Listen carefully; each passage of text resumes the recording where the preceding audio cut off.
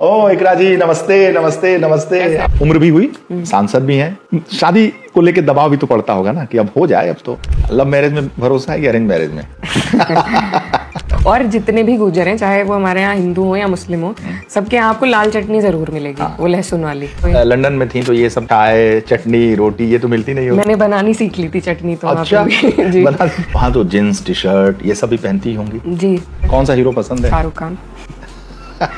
फिर मेरी अम्मी स्टोर रूम में रखती थी उस चप्पल को, बड़ी प्लास्टिक किस्म की थी, बड़ी तेज लगती थी। एक दिन सफाई हो रही थी तो मुझे वो चप्पल मिल गई, उठा के चुपके से मैं वो फेंक आई चप्पल। तो उन्होंने फिर दोबारा वही चप्पल मंगवा ली थी। कंपनी की। दोस्ती करना पसंद है?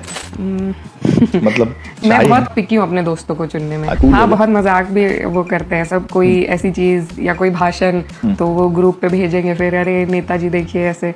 समाजवादी पार्टी की फायर ब्रांड लीडर, जी हां, इकरा हसन के दिल्ली स्थित अपार्टमेंट हम पहुंच गए हैं उनसे मिलने और उनसे बात करने। तो मिलते हैं और जानने की कोशिश करते हैं कि इकरा हसन। ओ इकरा जी, नमस्ते नमस्ते नमस्ते। आभार आपका। बहुत दिनों से मैं खोज रहा था आपको जी। और पार्लियामेंट में, कैराना में, आपके चुनाव में तो मैं गया ही था, नाहिद भाई के भी चुनाव में गया था जी। तो मैंने कहा कि आज आपका इंटरव्यू हो ही जाए। अच्छा, ये मेरे लिए पहले से रखी है क्या? आपके लिए चाय बनवाई।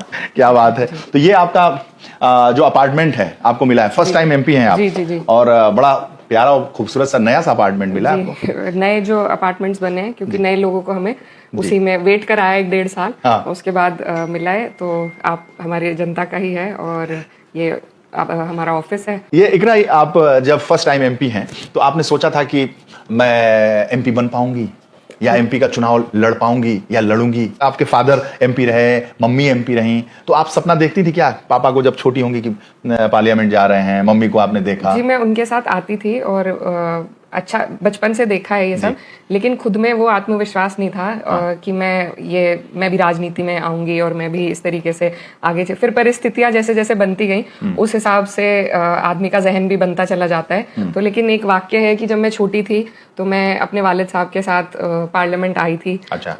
कई बार उनसे मैं काफी लगाव रखती थी, तो उनके साथ हमेशा चिपकना रहता था मुझे। तो उनके साथ आए थे तो तब एक जो गार्ड हैं, क्योंकि एमपी अलग उससे निकल जाते हैं और जो साथ वाले हैं उनकी चेकिंग वगैरह होती है। हाँ।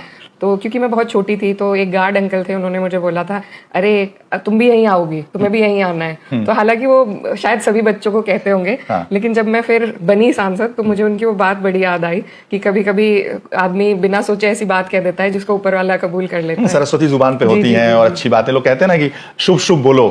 तो उस वक्त जब आप बच्ची थी तो उसने कहा था कि यहाँ आओगी एक दिन पार्लियामेंट में, तो मैं क्लास 2 में थी तब। क्लास 2 में? तो वो दिन याद आया जब आप पार्लियामेंट में आई कि यही गेट है, यहीं से हम एंट्री अपने पापा के साथ। आपकी माँ जब सांसद थी तो भी मैंने कवर किया पार्लियामेंट में, तो आपकी माताजी को देखता था। उस समय भी आप पार्लियामेंट आती थी 1-2 बार, तो मैं देखता था। आपकी मम्मी से मैं मिला तो मैंने पूछा कि बोली बिटिया है मेरी, पढ़ाई करती है। तो हमने कहा बहुत अच्छा। तो मैं जब आप पार्लियामेंट का टिकट पाई और आपने जब आप चुनाव लड़ रही थी तो मैं ऐसे ही सोचा कि बताओ 2009 में जिससे मैं मुलाकात किया था, जिसकी मम्मी मुझे कह रही थी कि हाँ बिटिया है, पढ़ रही थी, 2024 में वो खुद सांसद हो गई। तो ये वक्त का तकाजा है। तो आप